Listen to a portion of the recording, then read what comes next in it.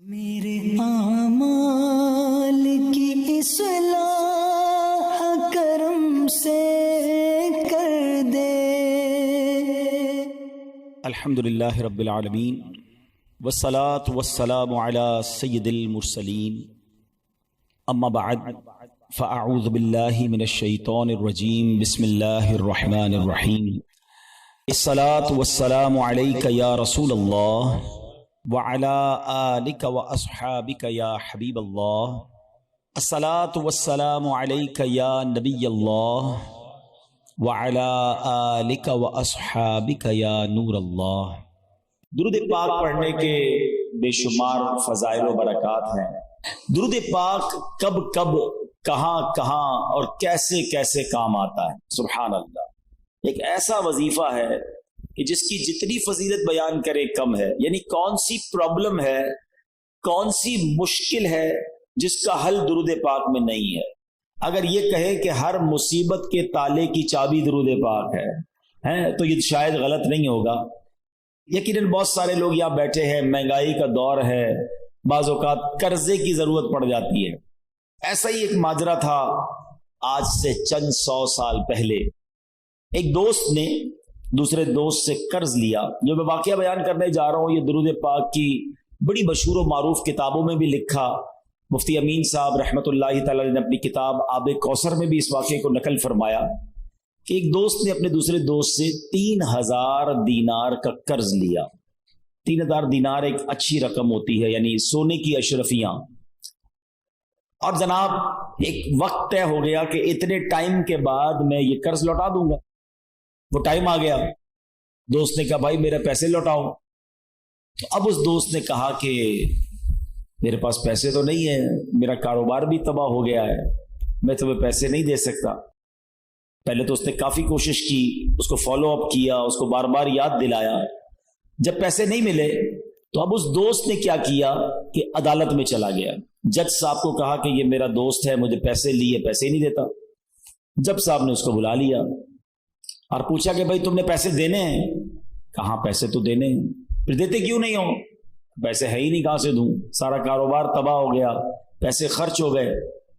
جج صاحب نے کہا تمہارے پاس 30 دن ہے، 30 دن میں اس کو پیسے لوٹا دو، اور اگر نہیں لوٹا سکے تو پھر میں تمہیں جیل میں ڈال دوں گا۔ اب پیسے تو تھے نہیں، کاروبار کولیپس ہو گیا تھا۔ یہ بندہ گھر آیا پریشان کہ اب کیا کروں گا، 30 دن میں اتنی بڑی رقم کا انتظام کیسے ہوگا۔ مگر اس بندے نے کتابوں میں لکھا ہے کہ شاید وہ حدیث سن رکھی تھی یا پڑھ رکھی تھی کہ حدیث پاک میں آتا ہے جس کا مضمون ہے کہ کوئی بندہ اگر مشکل میں ہو، پریشانی میں ہو، تو اس کو چاہیے مجھ پر درود پڑھے کہ جو درود پاک ہے وہ بندے کی مصیبتیں اور پریشانیوں کو لے جاتا ہے۔ اس نے کہا اور تو کوئی طریقہ ہے نہیں، پیسے تو ہے نہیں۔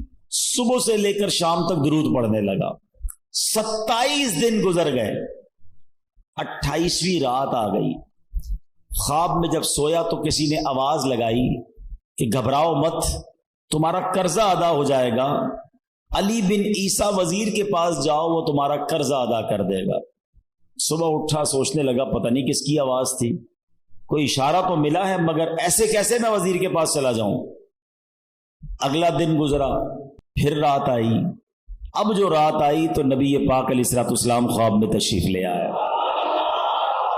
نبی پاک علیہ الصلوۃ والسلام نے فرمایا گھبراؤ نہیں، علی بن عیسیٰ وزیر کے پاس جاؤ، وہ تمہیں تمہارا قرض ادا کر دے گا۔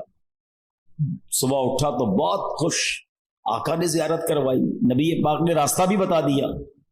اب دن کون سا آ چکا ہے؟ 29واں دن آ گیا ہے، آخری دن ہے، اگلے دن کورٹ میں جانا ہے۔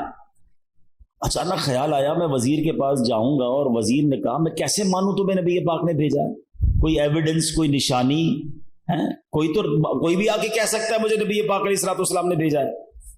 اب اسی تذبذب میں، اسی ہیزیٹیشن میں یہ والا دن بھی گزر گیا، مگر درود پڑھتا رہا۔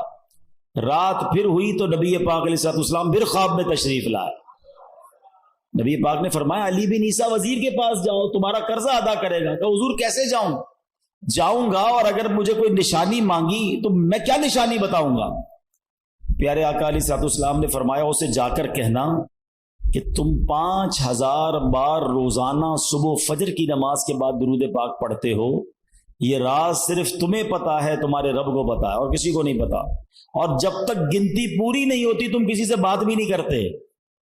بس اب صبح اٹھا تو دیوانہ جھوم رہا ہے، سیدھا پہنچ گیا وزیر کے پاس. یہی وہ دن ہے جس دن عدالت میں بھی جانا ہے، مگر صبح صبح پہنچ گیا وزیر کے پاس. وزیر اپنے درباریوں کے ساتھ، اپنے دوستوں کے ساتھ بیٹھا تھا. کہا پیغام دیجئے وزیر صاحب سے کہ مجھے آپ سے ملاقات کرنی ہے، بڑا امپورٹنٹ، بڑا اہم پیغام لایا ہوں. وزیر صاحب نے جب یہ سنا تو کہا پوچھو کس کا پیغام لایا ہو؟ باہر سے جواب دیا کہ میں نبی پاک علیہ الصلوۃ والسلام کا پیغام لایا ہوں. اب وزیر تھا تو عاشق رسول، فوراً اندر بلایا کہ فرمائیے کیا پیغام ہے؟ کہ نبی پاک علیہ الصلوۃ والسلام نے تمہارے پاس بھیجا ہے اور 3000 دینار مجھ پر قرضہ ہے، آپ میرا قرضہ ادا کر دیں. تو وزیر صاحب نے کہا بات تو بڑی زبردست ہے، لیکن اگر کوئی نشانی ہو میں کیسے مان لوں کہ آپ کو پیارے آقا علیہ الصلوۃ والسلام نے بھیجا ہے؟ کہا خالی ہاتھ نہیں بھیجا، آقا نے نشانی بھی بتائی ہے.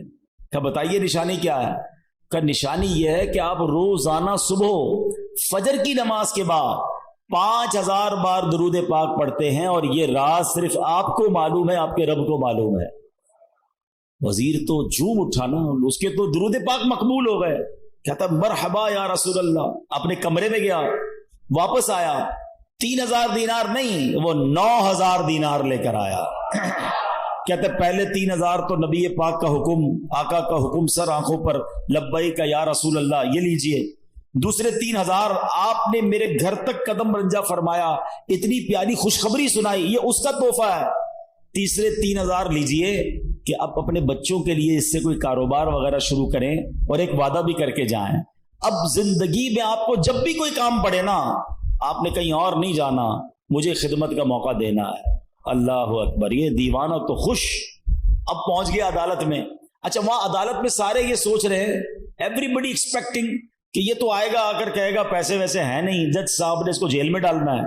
یہ تو گیا، جاتے ہی جج صاحب کے ہاتھ میں 3000 دینار رکھ دیے کہ جج صاحب یہ لیجئے، میری جو قرضہ تھا میرے دوست کو دے دیجئے. جج نے کہا ٹھہرو، یہ بتاؤ آئے کدھر سے پیسے؟ تم تو کہتے تھے کاروبار نہیں، تم تو کہتے تھے حالات خراب ہیں، کھانے کو پیسے نہیں، 3000 دینار لے کر آ گئے.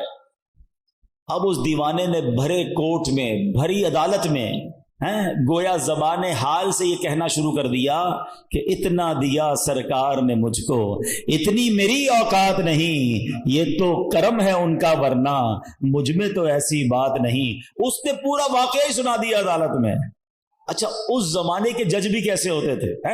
سنو، وہ جج صاحب اپنے سیٹ سے اٹھے، اپنے چیمبر میں، اپنے کمرے میں چلے گئے، عدالت لگی ہوئی ہے. تھوڑی دیر بعد آتے ہیں اور 3000 دینار جو ہے اس بندے کے ہاتھ میں دے کر کہتے ہیں کیا سارا ثواب علی بن عیسیٰ لے جائے گا؟ میں بھی تو نبی پاک کا امتی ہوں، تمہارا قرضہ میں ادا کرتا ہوں. اچھا اب یہ سارا ماجرا وہ دوست بھی دیکھ رہا ہے جس نے کیس کیا تھا. اس نے کہا جج صاحب ٹھہریے، ایسا کرم اس پر ہوا ہے، میں اس سے پیسے لے کر کیا کروں گا؟ قلم اور کاغذ لائیے، میں اپنا قرضہ ہی معاف کر دیتا ہوں. اچھا اب یہ عاشق رسول جج صاحب کو کہتا ہے جج صاحب ہوں تھوڑے پیسے تو واپس لے لو، اب اپنے پیسے تو اب واپس لے لو، میں نے کیا کرنا ہے، قرضہ ہی معاف ہو گیا. اور جج کہتا ہے بھائی اللہ کے رسول کے نام پر پیسے نکالے ہیں، اب یہ پیسے میں نے واپس نہیں لینے، یہ پیسے تم اپنے ساتھ ہی لے جاؤ. اب یہ دیوانہ جو ایک رات پہلے 1 روپیہ نہیں ہے، صبح اس کو اس بات کا خوف ہے کہ مجھے گرفتاری دینی ہے، اب 12000 دینار لے کر اپنے گھر کو واپس جا رہا ہے. تو یہ درود پاک ہے، یہ نبی پاک کی طرف لو لگانا ہے. بس نظر پڑنے کی دیر ہے، توجہ ہونے کی دیر ہے. وہ شاعر کہتے ہیں نا، یاد رکھو اگر اٹھ گئی ایک نظر، بس وہ نظر چاہیے. یاد رکھو اگر اٹھ گئی ایک نظر، جتنے خالی ہیں سب جام بھر جائیں گے. ہمیں وہ نظر درکار ہے، اور وہ نظر کیسے ہوگی کہ ان کی بارگاہ میں درود پاک کا نذرانہ ہو، ان کی سنتوں پر عمل کرنے والی زندگی ہو، نبی پاک کی رضا والے کام ہو. پھر دیکھیں آقا جب نگاہ عنایت فرماتے ہیں، بہت سارے لوگ ملتے ہیں، پرچیاں دیتے ہیں، بیماری ہے، قرضہ ہے، پریشانی ہے، جناب گھر پہ بڑے مسائل ہیں، جس کام میں ہاتھ ڈالتا ہوں وہ کام برباد ہو جاتا ہے. سنو بریلی کے تاجدار، سب باتوں کا سولوشن کیا دے رہے ہیں، حل کیا بتا رہے ہیں؟ فرماتے قسمت میں لاکھ پیچ ہوں، 100 بل 1000 کج، کہتے گتھی بن گئی ہے نا زندگی، ایسا لگتا ہے گتھی ہو گئی ہے، سمجھ ہی نہیں آ رہا کون سا سرا پکڑوں، کیسے مسائل حل کروں، ایک مسئلہ حل کرتا ہوں دوسرا کھڑا، دوسرا حل کرتا ہوں تیسرا۔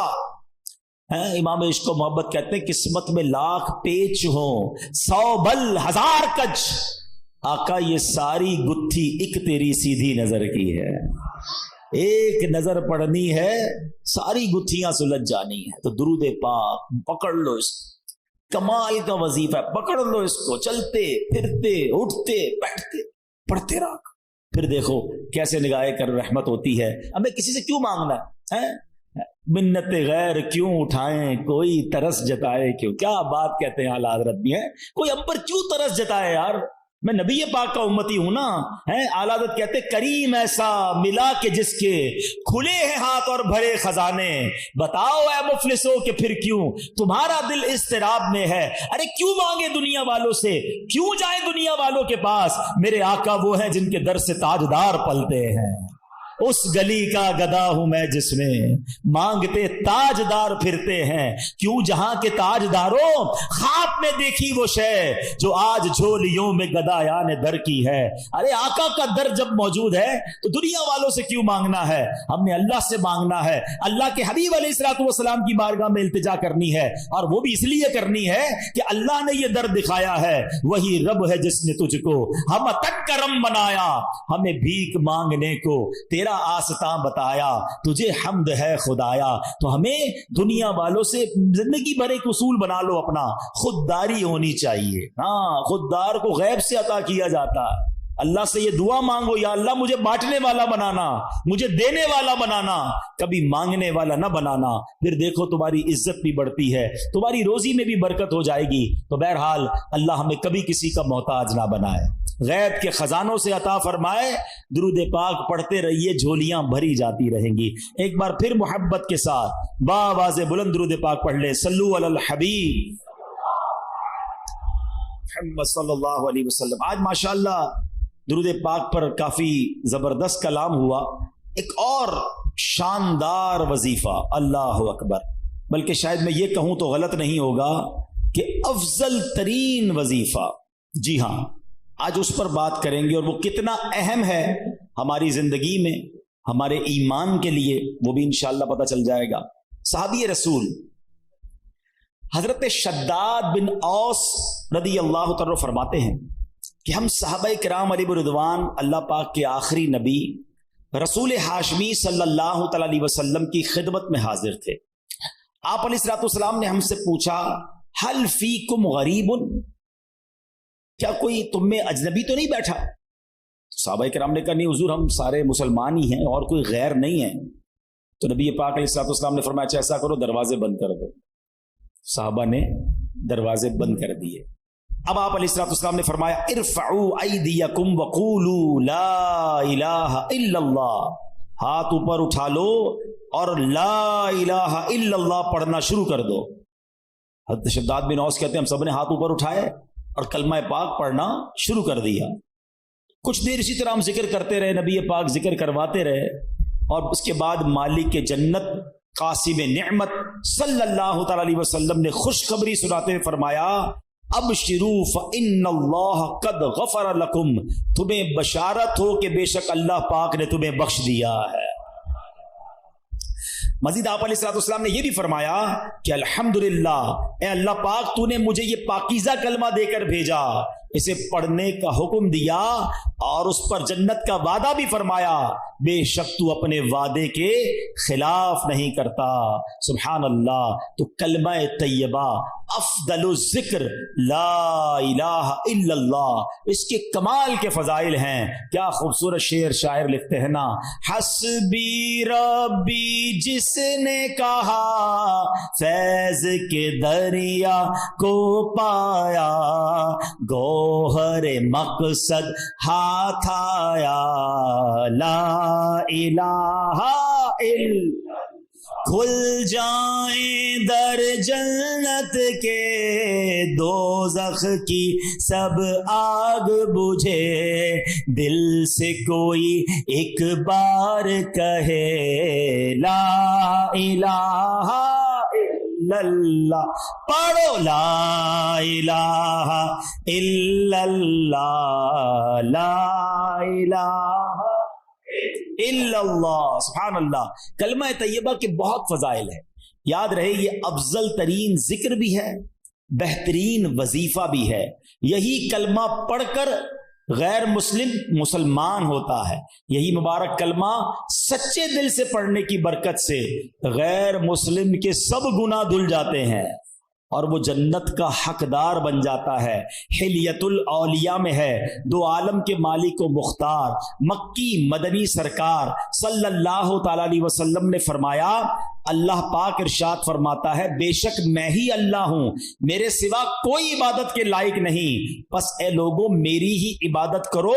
تم میں سے جو کوئی میری بارگاہ میں سچے دل سے لا الہ الا اللہ کی گواہی کے ساتھ آئے گا وہ میری پناہ میں داخل ہوگا، اور جو میری پناہ میں داخل ہوا وہ میرے عذاب سے محفوظ ہو گیا۔ کیا بات ہے، سبحان اللہ۔ کلمہ طیبہ کے مختلف نام ہیں، یاد رکھیے گا، لا الہ الا اللہ محمد الرسول، مل کر پڑھ لیں، لا الہ الا اللہ محمد الرسول اللہ صلی اللہ تعالی علیہ وسلم۔ اس کے بہت سارے نام ہیں، اس کا ایک نام کلمہ توحید بھی ہے، کلمہ اخلاص بھی ہے، اسے کلمہ احسان بھی کہتے ہیں، اسے کلمۃ التقوی بھی کہتے ہیں۔ اس مبارک کلمے کا ایک نام کلمہ ثابتہ یعنی ثابت شدہ کلمہ، پکا کلمہ، نام مٹنے والا کلمہ، ہمیشہ رہنے والا کلمہ بھی ہے۔ سبحان اللہ، اتنے حدیث اور اتنے فضائل ہیں اس کے بارے میں۔ صحابی رسول حضرت ابو ہریرہ رضی اللہ تعالیٰ عنہ فرماتے ہیں، میں نے اللہ پاک کے آخری نبی رسول ہاشمی صلی اللہ تعالیٰ علیہ وسلم کی خدمت میں عرض کی، یہ بخاری شریف کی حدیث ہے کہ یا رسول اللہ صلی اللہ تعالیٰ علیہ وسلم، قیامت کے دن آپ کی شفاعت سے حصہ پانے والے خوش نصیب لوگ کون ہوں گے؟ فرمایا، اے ابو ہریرہ، میرا گمان یہی تھا کہ تم سے پہلے مجھ سے کوئی یہ بات نہیں پوچھے گا۔ نبی پاک کو یہ بھی پتا تھا سوال کون پوچھے گا مجھ سے۔ فرمایا، کیونکہ میں حدیث سننے کے معاملے میں تمہاری حرص کو جانتا ہوں۔ پھر فرمایا، اے ابو ہریرہ، قیامت کے دن میری شفاعت پانے والا خوش نصیب وہ ہوگا جو سچے دل سے لا الہ الا اللہ کہے گا۔ ایک بار پھر پڑھ لیں، لا الہ الا اللہ محمد الرسول اللہ صلی اللہ تعالی علیہ وسلم۔ حضرت عثمان بن مالک رضی اللہ تعالیٰ سے روایت ہے، رسول رحمت شفیع امت صلی اللہ تعالی علیہ وسلم نے فرمایا، جو بندہ صرف اور صرف اللہ پاک کی رضا کی خاطر لا الہ الا اللہ کہے، بے شک اللہ پاک اس پر دوزخ حرام فرما دیتا۔ ایک بار پھر پڑھ لیں، لا الہ الا اللہ محمد الرسول اللہ صلی اللہ تعالی علیہ وسلم۔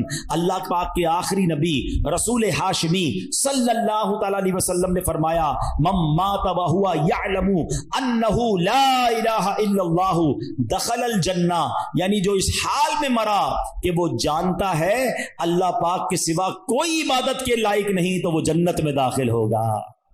ایک حدیث پاک میں ہے، پیارے آقا مکی مدنی مصطفیٰ صلی اللہ تعالی علیہ وسلم نے فرمایا، ثمن الجنتی لا الہ الا اللہ۔ بڑی پیاری حدیث ہے، اتنی مختصر ہے مگر کیا پیاری بات فرما دی۔ آپ کہیں جناب مجھے ڈیفنس میں بنگلہ چاہیے، آپ اگلا سوال ہوگا کتنے کا ہے، قیمت کیا ہے، پرائس کیا ہے، مجھے فلاں والا نیا موبائل چاہیے، ہاں مجھے بھی چاہیے، قیمت تو بتاؤ۔ اچھا جناب فلاں قسم کی گاڑی چاہیے، مگر یہ تو بتاؤ کتنے کی ہے، جیب میں پیسے ہوں گے تو لوں گا نا۔ اب اگر آپ سے کوئی کہے کہ جنت کی قیمت کیا ہے، جنت کا سمن کیا ہے، جنت کا داخلہ کیسے ملے گا، آئے ہائے، نبی پاک نے ایک لائن میں جنت کی قیمت بیان فرما دی۔ آقا فرماتے ثمن الجنہ لا الہ الا اللہ، آقا فرماتے جنت کی قیمت لا الہ الا اللہ۔ پھر پڑھ لو لا الہ الا اللہ محمد الرسول اللہ صلی اللہ علیہ وسلم۔ ایک اور روایت میں ہے رسول اکرم نور مجسم صلی اللہ تعالی علیہ وسلم نے فرمایا مفاتیح الجنتی شہادت لا الہ الا اللہ، جنت کی چابیاں لا الہ الا اللہ کی گواہی دینا ہے۔ اللہ اکبر، سبحان اللہ، یہ ہے کلمہ طیبہ، یہ ہے سبحان اللہ کلمہ طیبہ کی برکتیں، سبحان اللہ۔ اب ایک عجیب سا واقعہ آپ کو سناتا ہوں، اور واقعہ ہے حضرت بایزید بسطامی کا۔ حضرت بایزید بسطامی رحمت اللہ تعالی علیہ ایک مرتبہ سفر میں تھے، آپ کو غیب سے آواز آئی اے بایزید سمعان نامی شہر میں جاؤ، وہاں کے غیر مسلموں کے ساتھ ان کے عید کے اجتماع میں شرکت کرو۔ بایزید فرماتے ہیں کہ اللہ پاک کی پناہ، میں غیر مسلموں کے تہوار میں شرکت کروں؟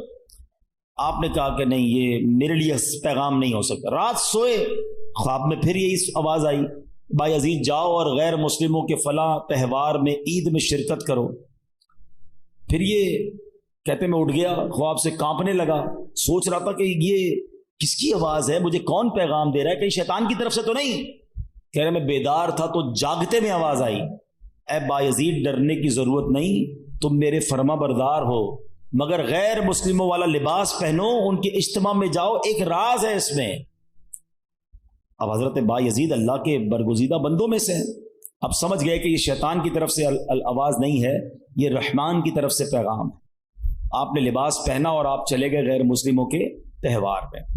اب سارے بہت بڑا میدان، بہت بڑا میلہ، سب لوگ اپنے سب سے بڑے عالم کے انتظار میں بیٹھے ہیں۔ کچھ دیر بعد ان کا عالم آیا، سب لوگ بیٹھ گئے، اس نے تقریر کرنی تھی، مگر جیسی وہ عالم تقریر کرنے کھڑا ہوا نا، وہ کپ کپانے لگا، وہ لرزنے لگا، اور وہ کہتا ہے کہ لوگوں نے کہا اے سردار آپ تقریر شروع کیجئے، تو کہتا ہے کہ تو ہمارے اجتماع میں ایک محمدی بیٹھا ہے، ایک اللہ کے آخری نبی کا امتی بیٹھا ہے، اور وہ تمہارے دین کا امتحان لینے آیا ہوا ہے، اس لیے میری آواز ہی نہیں نکل رہی ہے۔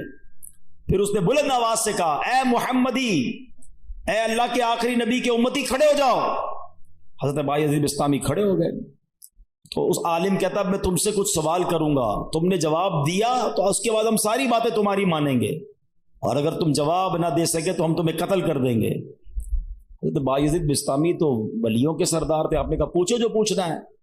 اس غیر مسلم نے بھرے مجمع میں 61 سوال کیے، 61 کوسچن کیے حضرت بایزید بسطامی سے۔ حضرت بایزید بسطامی نے سب کے سب ٹھیک جواب ارشاد فرما دیے۔ حضرت بایزید بسطامی نے اسے سوال کیا، تم نے کر لیے سوال، اب میں سوال کرتا ہوں، بتاؤ آسمانوں اور جنت کی چابی کیا ہے؟ تو جو غیر مسلموں کا عالم تھا نا، وہ کہتا ہے آسمانوں اور جنت کی چابی کلمہ طیبہ لا الہ الا اللہ محمد الرسول اللہ ہے۔ اللہ پاک نے اس کی زبان پر حق جاری کر دیا۔ اب اپنے اتنے بڑے عالم کی آواز سن کر، اس کا جواب سن کر، اس میدان میں ہزاروں غیر مسلم تھے، سب کے سب کلمہ پڑھ کر مسلمان ہو۔ اللہ اکبر، یا رسول یا اللہ، جاری رہے گا فیضان کلمہ طیبہ۔ اچھا، اب یہاں بڑی خوبصورت بات علماء نے لکھی کہ کلمہ طیبہ کے فضائل تو بہت سارے، لیکن اس کے تقاضے پورے کرنا بھی ضروری ہے۔ فرمایا کہ حضرت زید بن ارقم رضی اللہ عنہ سے روایت ہے، رسول ذیشان مکی مدنی سلطان علیہ الصلوۃ والسلام نے فرمایا جس نے اخلاص کے ساتھ لا الہ الا اللہ کہا وہ جنت میں داخل ہوگا۔ صحابہ کرام نے عرض کی یا رسول اللہ صلی اللہ علیہ وسلم کلمہ طیبہ کا اخلاص کیا ہے؟ فرمایا یہ کہ بندہ اللہ پاک کی حرام کردہ چیزوں سے بچتا رہے۔ اب ایسا نہیں صرف لا الہ الا اللہ پڑھتا رہے بھائی جنت میں چلے جائیں گے۔ ایک مرتبہ حضرت وہاب بن منبہ رحمۃ اللہ تعالی کی خدمت میں عرض کیا گیا کیا کلمہ طیبہ جنت کی چابی نہیں ہے؟ فرمایا کیوں نہیں ہے، بالکل ہے، لیکن ہر چابی کے دندانے ہوتے ہیں نا، اگر تم ان دندانوں کے بغیر تالا کھولنا چاہو گے تو تالا نہیں کھلے گا۔ سبحان اللہ، کتنی پیاری مثال دے دی کہ کلمہ طیبہ جنت کی چابی ہے، مگر اس کے دندانے کیا ہیں؟ نماز ہے، روزہ ہے، حج ہے، زکوٰۃ ہے، جو فرائض ہیں وہ اس کے تالے کی چابی کے دندانے ہیں۔ تو گویا کلمہ بھی پڑھنا ہے، نماز بھی پڑھنی ہے، روزے بھی رکھنے ہیں، فرض ہو جائے تو حج بھی کرنا ہے۔ چلو حج کے بارے میں بھی تھوڑی سی بات کر لوں۔ بڑی تعداد میں وہ لوگ ہیں جن پر حج فرض ہو جاتا ہے مگر وہ حج نہیں کرتے۔ اس کو آسان نہ سمجھنا، جس طرح نماز فرض ہے نا، جس طرح روزہ فرض ہے۔ آپ کو پتہ ہے اسلام کے 5 پلر بچپن سے پڑھ رہے ہیں، 5 ارکان اسلام، اسکول میں تھے جب سے، مدرسے میں جب سے پڑھے، سب نے پڑھے ہوں گے۔ کون کون سے ہیں؟ نماز، روزہ، حج، زکوٰۃ اور توحید کا اقرار، کلمہ پاک پڑھنا۔ تو اب کلمہ تو پڑھ لیا، اچھا نماز کو اب بھی لوگ پکا فرض سمجھتے ہیں، بعض لوگ زکوٰۃ اور حج کو اتنی اہمیت نہیں دیتے، یہ بھی پلر ہے اسلام کا۔ اور حج نہ کرنا، اب میں جو حدیث سنانے جا رہا ہوں نا وہ بڑی ہلا دینے والی ہے۔ حدیث پاک کا مضمون ہے، نبی پاک فرماتے ہیں جو کوئی شخص استطاعت کے باوجود، یعنی طاقت رکھتا ہے، پیسے بھی ہیں، گھر والوں کو بھی نان نفقہ دے سکتا ہے، ایسی صحت بھی ہے کہ حج کر سکے، استطاعت کے باوجود حج نہ کرے، آقا فرماتے ہیں مجھے کوئی پرواہ نہیں وہ عیسائی ہو کر مرے یا یہودی ہو کر مرے۔ یعنی معاذ اللہ اس کے ایمان پر خاتمہ نہ ہونے کا خوف ہے۔ لوگ کہتے ہیں یار بس حج کرنا ہے تو وہ ذرا بچی کی شادی کر لوں پھر کر لوں گا، وہ ذرا کاروبار سیٹ کر لوں پھر کر لوں گا، آج کل بڑی گرمی ہے، حج ذرا ٹھنڈ میں آئے گا نا پھر کر لوں گا۔ اور اللہ کے بندوں ہمیں نہیں پتا ہم زندہ رہیں گے نہیں رہیں گے اگلے حج تک۔ کئی لوگ پچھلے حج میں ہمارے ساتھ تھے، اس بار نہیں ہیں۔ اگر فرض ہے تو دیر نہ کریں، اور اگر تم یہ سمجھتے ہو نا کہ 2-4 کام اٹکے ہوئے ہیں وہ ٹھیک ہو جائیں تو حج کروں گا، ارے تمہاری بھول ہے، وہاں چلے جاؤ، سارے کام ادھر سے ہی تو بن جاتے ہیں، بگڑے ہوئے بنتے ہیں سب کام مدینے میں، بٹتے ہیں جہاں بھر کے آلام مدینے میں۔ مشکل میں ہو تو جاؤ نا آقا کی دربار میں۔ اور لوگ کہتے ہیں حج کے پیسے تو ہیں مگر اس سے زیادہ نہیں ہیں، وہ کم ہو جائیں گے، بھول ہے تمہاری۔ حدیث پاک سناتا ہوں جس کا مضمون ہے حج کرو غنی ہو جاؤ گے۔ ہاں حج کرنے سے مال میں بھی برکت ہو جاتی ہے، حج میں سستی نہیں۔ حج ایک ہی بار فرض ہے، ایک بار کر لیا پھر بار بار نہیں ہے۔ لیکن جس نے ایک بار بھی نہیں کیا، اچھا ایک اور عجیب فینومینا، عمرے کرتے رہتے ہیں، ہر سال عمرہ کرتے، حج نہیں کیا۔ ارے بھائی تم 100 عمرے کر لو، تمہارا فرض ادا نہیں ہوا ہے۔ کوئی 100 نفل پڑھے اور فرض نہ پڑھے تو کیا ہوگا؟ فرض ادا ہو جائے گا؟ نہیں ہوگا نا، فرض کرنا پڑے گا نا۔ یہ بالکل اسی طرح حج کرنا پڑے گا۔ اور میں آپ کو سچ بتاؤں، کسی عاشق رسول کے ساتھ حج کر لیا نا پھر حج کی بار بار کیے بغیر چین آئے گا نہیں۔ حج کا مزہ بھی اور ہے، حج کا لطف ہی اور ہے، عرفات کا میدان، مزدلفہ کی راتیں، مینا کی بہاریں۔ آؤ اللہ سے دعا کرتے ہیں اللہ کلمہ پاک کی برکت سے اسی سال ہم سب کو حج نصیب فرما دے۔ اے اللہ تیرے خزانوں میں کمی نہیں، ہمیں اسی سال تیرے گھر آ کر لبیک پڑھنا بھی نصیب فرما دے۔ میرے رب کے خزانوں میں کمی نہیں ہے، لیکن حج کرنے کی پکی نیت رکھو، اور اگر حج فرض ہو گیا تو اس کی تاخیر نہ کریں۔ تو پتہ چلا کلمہ جو ہے وہ جنت کی چابی تو ہے، لیکن جناب والا اس کے دندانے بھی ہیں، اور اس کے دندانے کیا ہیں؟ اس کے دندانے یہ ہیں کہ نماز پڑھے، روزہ رکھے، اور حج فرض ہو تو حج ادا کرے، زکوٰۃ کی شرائط پائے جائیں تو زکوٰۃ دے، پھر دیکھیں انشاءاللہ یہ جنت کی چابی کیسے کام کرتی ہے۔ حضرت نوح علیہ السلام نے ایک بار اپنے بیٹے کو کمال کی نصیحت فرمائی۔ حضرت نوح علیہ السلام کا آخری وقت آ گیا، آپ نے اپنے بیٹے کو نصیحت کرتے ہوئے فرمایا بیٹا میں تمہیں 2 باتوں کا حکم دیتا ہوں اور 2 باتوں سے منع کروں گا۔ بیٹا میں تمہیں حکم دیتا ہوں کہ کلمہ طیبہ لا الہ الا اللہ کی کثرت کرتے رہو، بے شک اگر ترازو کے ایک پلڑے میں 7 آسمانوں اور 7 زمینیں رکھ دی جائیں، دوسرے ایک پلڑے میں کلمہ طیبہ رکھ دیا جائے تو 7 آسمانوں اور 7 زمینیں کا جو وزن ہے اس کے مقابلے میں کلمہ طیبہ کا وزن بڑھ جائے گا۔ دوسری نصیحت فرمائی بیٹا سبحان اللہ و بحمدہ کی کثرت کیا کرو، بے شک یہ ہر چیز کی تسبیح ہے، اس کی برکت سے مخلوق کو روزی دی جاتی ہے۔ دوسرا وظیفہ کیا مل گیا؟ سبحان اللہ و بحمدہ، سبحان اللہ و بحمدہ، سبحان اللہ و بحمدہ۔ روزی میں کمال کا وظیفہ ہے، جس کی روزی میں پرابلم ہو روز صبح کم از کم 112 بار پڑھ لیا کرو۔ اب آئیے فرماتے بیٹا میں تمہیں مزید 2 نصیحتیں کرتا ہوں، شرک اور تکبر سے بچتے رہنا۔ تو یہ دو باتیں پازیٹو جو کرنے والی ہیں، دو باتیں جن سے بچنا ہے، اس کو پکڑ لیجئے، کلمہ پاک اور سبحان اللہ و بحمدہ کا ذکر کرنا ہے، اور شرک اور تکبر سے بچنا ہے۔ یہ حضرت نوح علیہ الصلوۃ والسلام کی سبحان اللہ وصیت بھی ہے اور شاندار نصیحت بھی ہے۔ اور سبحان اللہ کلمہ پاک کی ایک اور فضیلت سنیں، حضرت عبداللہ ابن عباس فرماتے ہیں دن اور رات میں کل 24 گھنٹے ہیں، اور کلمہ طیبہ کے حروف بھی 24 ہی ہیں۔ جو ایک بار کلمہ طیبہ پڑھتا ہے اس کا ہر حرف 1 گھنٹے کے گناہوں کا کفارہ بن جاتا ہے۔ بس جب بندہ ہر روز 1 مرتبہ کلمہ طیبہ پڑھے اس پر کوئی گناہ باقی نہیں رہتا۔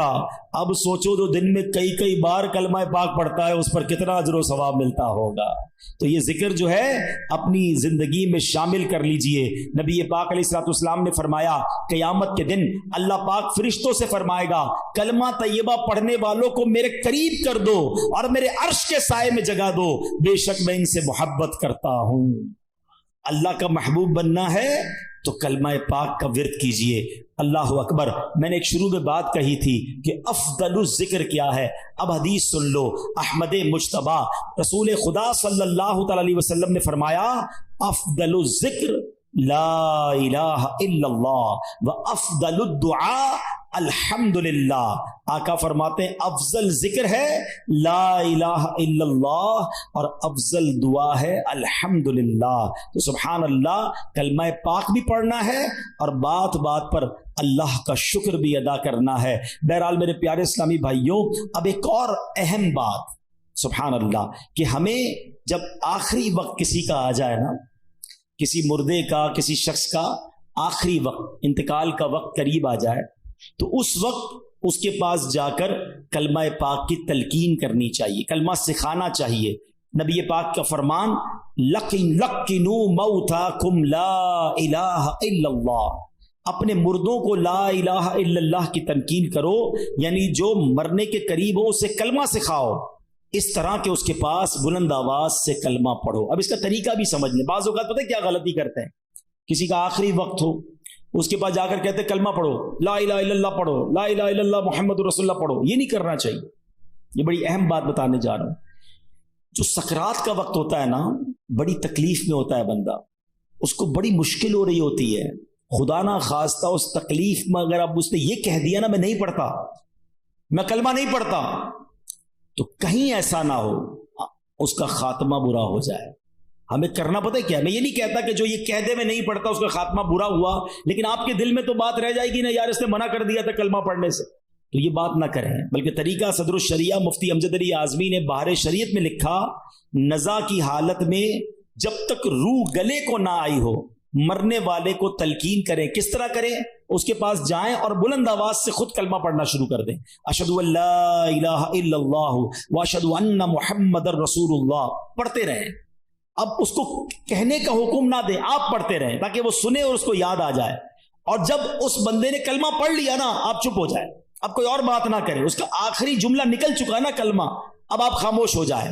ہاں اگر کلمہ پڑھنے کے بعد اس سے پھر کوئی بات کر دی، اب دوبارہ آپ بلند آواز سے کلمہ پڑھنا شروع کر دیں۔ کوشش کریں کہ اس کا آخری کلام جو ہے وہ لا الہ الا اللہ محمد الرسول اللہ صلی اللہ تعالی علیہ وسلم ہو جائے۔ اللہ مجھے اور آپ کو مرتے وقت بھی کلمہ نصیب فرمائے۔ کس کس کی تمنا ہے مرتے وقت کلمہ پڑھنا ہے؟ سبحان اللہ۔ آج کل پڑھتے ہو؟ مرتے وقت سب کو پڑھنا ہے۔ روزانہ کتنی بار پڑھتے ہو؟ آج کا بیان نکال دیں، آج کے بیان میں تو ماشاءاللہ کئی بار ہم نے پڑھ لیا، آپ چوٹ کرنے کے لیے کہہ رہا ہوں، پچھلے ایک ہفتے میں کتنی بار کلمہ پڑھا؟ اپنے آپ کو جواب دینا، مجھے جواب مت دینا۔ تمنا کیا ہے کہ مرتے وقت کلمہ پڑھوں، آخری زبان پر کلمہ پاک ہو، زندگی میں نہیں پڑھنا ہے۔ کتنی فضیلتیں سن لی، افضل الذکر کہا گیا اس کو۔ اور ایک بات یاد رکھنا، مرتے وقت تو ویسے ہی پڑھنا مشکل ہوگا، ہاں زبان بھاری ہو جائے گی۔ آپ نے دیکھا بخار میں الفاظ نہیں نکلتے، سر میں درد ہو تو بات کرنے کو جی نہیں چاہتا، پیٹ میں درد ہو زیادہ بندے کی منہ سے بات ہی نہیں نکلتی ہے۔ ارے یہ پیٹ کا درد، سر کا درد، بخار کچھ نہیں ہے، اللہ عافیت رکھے۔ کتابوں میں لکھا موت کا ایک جھٹکا تلوار کے 1000 وار سے زیادہ سخت ہے۔ کیسے پڑھو گے کلمہ جب پوری زندگی نہیں پڑھتے تھے؟ یہ سوچنے والی بات ہے. ایک بزرگ کی بات مجھے ایسی دل پہ لگی ہے, یقین کرے کیا جملہ کہہ گئے. کہتے ہیں اپنی زبان کو کلمے کا عادی بناؤ تاکہ جس دن زبان بھاری ہو جائے اس دن تمہاری زبان سے کلمہ ادا ہو جائے. عادت ہوگی تو نکلے گا نا, عادت ہی نہیں ہے کلمہ پڑھنے کی, کئی دن گزر جاتے ہیں. ارے ہونا کیا چاہیے کہ میں صبح ایک تسبیح کلمہ پاک کی پڑھوں, شام ایک تسبیح کلمہ پاک کی پڑھوں, جب موقع ملے زبان سے لا الہ الا اللہ محمد الرسول اللہ نکلتا رہے. پڑھتے ہی نہیں ہیں. اچھا اس کو میں ایک اور طریقے سے سمجھاتا ہوں. یہ جو گندی محفلیں, بری محفلیں, برے دوستوں کے ساتھ بیٹھتے نہ بیٹھا کرو. ہیں گانے سننا, فلمیں دیکھنا, غیبتیں کرنا, گالیاں دینا. پہلے ایک بات یاد رکھیں, یہ جو ہمارا دماغ ہے نا, کمپیوٹر کا سی پی یو پتہ ہے اس میں کیا ہوتا ہے, ڈیٹا ہوتا ہے, آپ سرچ کریں وہ نکال کے دے دیتا ہے. یہ دماغ اللہ پاک نے ایسا کمپیوٹر دیا ہے, ہمیں ایسا سی پی یو دیا ہے جس کو ڈیلیٹ کرنے کی بھی حاجت نہیں ہے. دنیا کے موبائل بھر جاتے ہیں, بھائی تھوڑی سی ویڈیو ڈال دو, کمپیوٹر میں جگہ ختم ہو جاتی ہے. 50 سال کا ہو گیا ہوں میں, میرے بچپن کی ویڈیو بھی دماغ میں موجود ہے. سب کے ساتھ ایسا ہے نا, آپ کو بچپن کے کئی واقعات ایسے یاد ہیں جیسے آپ کی آنکھوں کے سامنے فلم چلتی ہے. یہ کدھر سیو ہے, ادھر سیو ہے. جس کا نام لیتا ہوں اس کی تصویر آ جاتی ہے دماغ میں. کیسے آتی ہے؟ یہ سب کی تصویریں سیو ہیں. دنیا بھر کے ممالک دیکھے وہ دماغ میں سیو ہیں. سب باتیں اللہ پاک نے یہ ایسی کمال کی چیز دی ہے, سیو ہیں.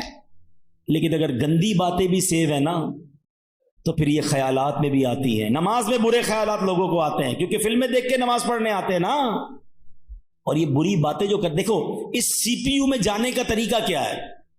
ان پٹ ہمارے دل و دماغ میں جانے کے 3 راستے ہیں. ایک بات یاد رکھیے گا, 3 دروازے ہیں, دیکھنا, بولنا اور سننا. یہ 3 راستے ہیں, یہ شٹر ہیں سمجھ لو. ان تینوں راستوں کو پاک کر لو تاکہ اندر جو بھی جائے گا وہ پاک و صاف ہی جائے گا. جب پاک گیا نا اندر تو جھٹکا لگے گا تو نکلے گا کیا؟ پاک ہی نکلے گا نا. مثال کے طور پہ یہ گلاس ہے, اس میں پانی ہے, کوئی بھائی ادھر سے گزرے اور اس کو ٹھوکر لگا دے, کیا گرے گا اس میں سے؟ بتاؤ نا. پانی گرے گا, دودھ گرے گا. دودھ کیوں نہیں گرے گا؟ اس میں ہے ہی نہیں دودھ. مولانا صاحب کیا ہو گیا آپ کو؟ دودھ تو جب گرے گا نا جب گلاس میں دودھ ہوگا. اچھا اس میں تھوڑا سا شربت ملا دوں, لال شربت ہو جائے, اب دھکا لگے گا تو کیا گرے گا؟ شربت گرے گا. سمجھ رہے ہو نا میری بات؟ یہ پریکٹیکل سے سمجھا رہا ہوں آپ کو. برتن میں جو ہوتا ہے وہی چھلکتا ہے, برتن میں جو ہوتا ہے ایسا ہی ہے. اب آؤ میں سمجھاتا ہوں. جس کے دماغ میں بری باتیں ہیں نا, گندی باتیں ہیں, بری محفلوں میں بیٹھا ہے, غلط دیکھ رہا ہے, غلط سن رہا ہے, غلط بول رہا ہے, جب دھکا لگتا ہے نا پھر وہی باہر نکلتا ہے. آپ دیکھ لیں اچھے خاصے نیک نمازی جھگڑا ہو جائے کسی سے, ارے باپ رے باپ ایسی گالیاں نکلتی ہیں, بندہ کہ اس کو کیا ہو گیا یار. پتہ چلتا ہے کہیں بیٹھتا ہے گالیاں سنتا ہے, ٹھیک ہے نا.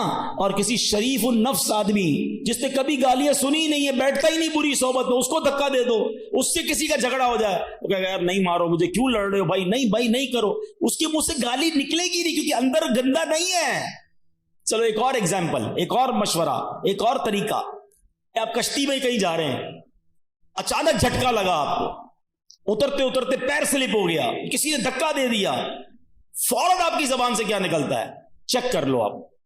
کچھ خوش نصیب وہ ہوں گے جیسے ہی دھڑکا لگتا ہے نا ان کی زبان سے نکلتا ہے لا الہ الا اللہ, یا اللہ, یا رسول اللہ, یا غوث پاک. سمجھ لو اندر صحیح بھرا ہوا ہے. سمجھ رہے ہو؟ اندر آپ کا پاک بھرا ہوا ہے, جھٹکا لگ رہا ہے, اچھا ہی نکل رہا ہے. مگر ایسے بھی لوگ سن رہے ہوں گے کہ جب جھٹکا لگتا ہے نا گالی نکلتی ہے, ابے تیری, ابے او, پتہ نہیں کیا کیا بولتے ہیں یار. ذرا سا موٹر سائیکل کو بریک لگے, سامنے والے کو گالیاں شروع. مطلب کیا ہے؟ اندر کیا بھرا ہوا ہے؟ گندا بھرا ہوا ہے.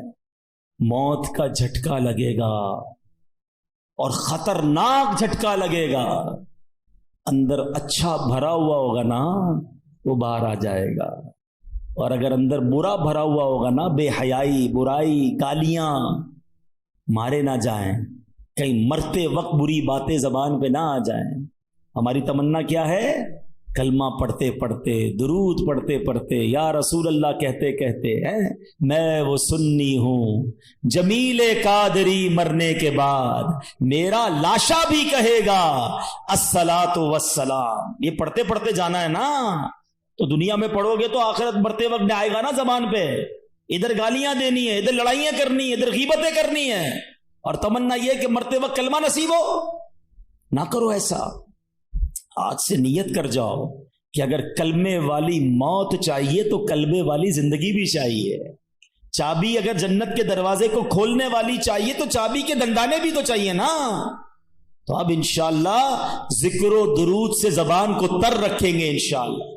کیا بات ہے میرے پیر و مرشد کی، بچپن سے ان کی نعتیں سن رہے ہیں، اب حدیثیں پڑھ پڑھ کے اور سمجھ آتی ہیں کہ کیا دعائیں، کیا التجائیں امیر اہل سنت نے اپنے کلاموں میں لکھ دی ہیں. کیا خوبصورت شعر تھا. ہم بہت پرانی نعتیں اور ہم پڑھتے تھے.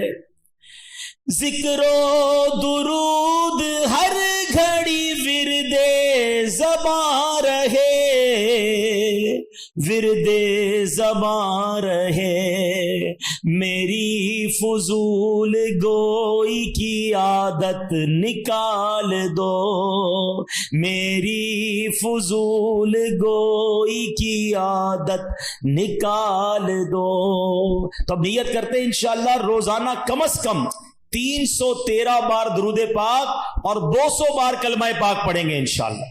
اچھا کلمہ پاک میں ایک ہدف بتاتا ہوں آپ کو. اچھا وہ کوشش کریں، 1 مہینے کا ٹارگٹ دے رہا ہوں آپ کو. اللہ کرے کہ مجھے اور آپ کو اس بار حج کی سعادت مل جائے تو ادھر کر لیں گے انشاءاللہ.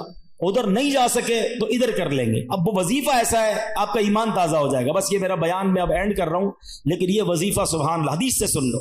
پہلے میں آپ کو اس کی فضیلت سنا دیتا ہوں. حدیث میں آتا ہے کہ جو 70,000 مرتبہ کلمہ طیبہ پڑھ لے اس کی مغفرت کر دی جاتی ہے. یہ روایتوں میں آتا ہے. ٹھیک ہے 70,000 پڑھنا ہے. اب یہ ضروری نہیں کہ ایک ہی محفل میں پڑھ لیں، آپ 1 مہینے کا ٹارگٹ رکھ لیں کہ یار اس مہینے 70,000 پورے کر لوں گا. اب اس پہ فرمائے لا الہ الا اللہ، لا الہ الا اللہ پڑھتا رہے.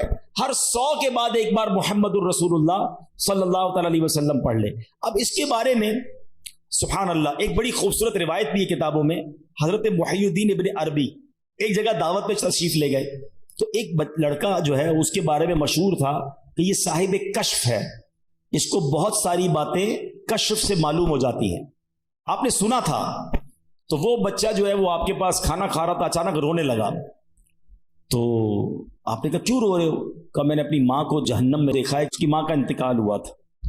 شیخ ابن عربی نے تھوڑے عرصے پہلے 70,000 بار کلمہ پاک پڑھا ہوا تھا. آپ نے دل ہی دل میں وہ کلمہ پاک اس کی مرحومہ والدہ کو ایصال ثواب کر دیا کہ میں اس کو ایصال کرتا ہوں. وہ لڑکا مسکرانے لگا. آپ نے اس کو بتایا نہیں. کہتا کیوں مسکرا رہے ہو؟ کہ میں نے ماں کو جنت دیکھا. شیخ ابن عربی نے کہا کہ میں نے اس کے کشف سے حدیث پہچان لی اور حدیث کی برکت سے اس کے کشف کو پہچان لیا کہ یہ واقعی غیب کی باتیں دیکھ لیتا ہے اور حدیث کتنی صحیح ہے یہ بھی مجھے اس واقعے سے پتا چل گیا. تو پتا چلا میرے پیارے اسلامی بھائیوں 70,000 بار کلمہ پاک. میں نے تو جب سے یہ حدیث پڑھی ہے نیت کر لی ہے، کچھ شروع بھی کر دیا ہے. میرے لیے بھی دعا کریں، آپ بھی ٹارگٹ لے لو. فضول باتیں یار موبائل پہ گھنٹوں گزارتے ہیں، واک کرتے ہوئے کلمہ پاک پڑھنا شروع کر دے. تسبیح ہاتھ میں لے کتنی بار ہو جائے گا؟ لا الہ الا اللہ، لا الہ الا اللہ، لا الہ. 100 بار پورا ہو جائے محمد الرسول اللہ صلی اللہ علیہ وسلم پڑھ لیں. انشاءاللہ یہ زبان کلمے کی عادی بھی ہو جائے گی. اچھا پھر ضروری تھوڑی ایک بار 70,000 پڑھیں، اللہ توفیق دے، کیونکہ جب آپ پڑھو گے نا 70,000 بار یہ دل جگمگ کرنے لگ جائے گا، کلمے سے محبت ہو جائے گی اور پڑھنے کو جی چاہے گا. کبھی کہنا یار چلو امی کے نام پہ 70,000، کبھی کہنا ابو کے نام پہ. اتنے تحفے دیے امی ابو نے، اور خاص طور پہ جن کے ماں باپ چلے گئے ان کے لیے تو زیادہ اچھی نیت کریں گے. تو امی ابو کے نام پر جو ہے وہ ہم پڑھیں. پھر اللہ پاک توفیق دے تو پیر صاحب کے نام پہ پڑھ لیں، چلو ان کے ایصال ثواب کے لیے، غوث پاک کے ایصال ثواب کے لیے. تو انشاءاللہ بزرگوں کے ایصال ثواب کے لیے پڑھتے رہیں گے. کلمہ پاک کا ثواب تو ملے گا، بزرگوں کا فیضان بھی مل جائے گا انشاءاللہ. تو پڑھیں گے انشاءاللہ. چلو 3 بار مل کر پڑھ لیتے. لا الہ الا اللہ محمد الرسول اللہ، لا الہ الا اللہ محمد الرسول اللہ، لا الہ الا اللہ محمد الرسول اللہ صلی اللہ تعالی علیہ وسلم. اب دیکھو یہ دعوت اسلامی ہے، کیا پیارا ماحول ہے. کبھی پکڑ کر ہمیں درود پاک کی فضیلت بتاتے ہیں، کبھی کلمہ پاک کی فضیلت بتاتے ہیں، کبھی نماز کی طرف بلاتے ہیں، اللہ رسول کے ذکر کی طرف بلاتے ہیں. تو اس الٹی سیدھی محفلیں چھوڑ دو، الٹی سیدھی گیدرنگیں چھوڑ دو، اللہ رسول کے ذکر کی. اور پھر سبحان اللہ ہر جمعرات اجتماع میں ذکر الہی کروایا جاتا ہے. ہاں کوئی بندہ یہ کہہ سکتا ہے بھائی میں تو ہر ہفتے کلمے کی ورد کرتا ہوں. کیسے کرتا ہوں؟ ہر ہفتے اجتماع میں جاتا ہوں. اجتماع میں تو ماشاءاللہ ذکر الہی کروایا جاتا ہے. تو نیت کر لیں انشاءاللہ ہر جمعرات پابندی سے آئیں گے انشاءاللہ. صلو علی الحبیب. میرے اعمال کی